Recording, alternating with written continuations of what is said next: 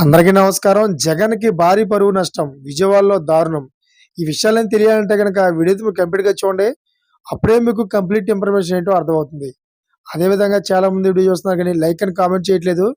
దయచేసి like and comment చేయండి. Like and comment చేయడం వల్ల ఈ విషయాలన్నీ మనం చాలా మందికి తెలియజేసిన వాళ్ళం అవుతాం.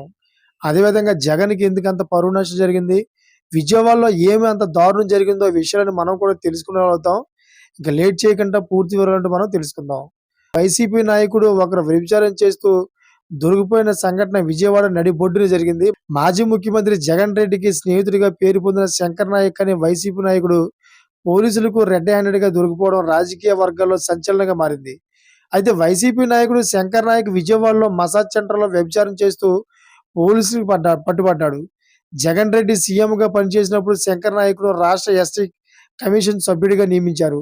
గతంలో ఇలానే జగన్ రెడ్డి సీఎంగా ఉన్నప్పుడు పదవులు పొందిన చాలా మంది వ్యభిచారం చేస్తూ ఇతర నేరాల్లో పట్టుబడ్డారు.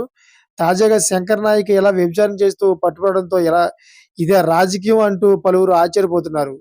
అయితే రాజకీయ నాయకుల పేరుతో సంఘం విద్రోహ శక్తులు చేస్తున్న ఇలాంటి నేరాలు మరింత ఆశ్చర్యం కలిగిస్తున్నాయి.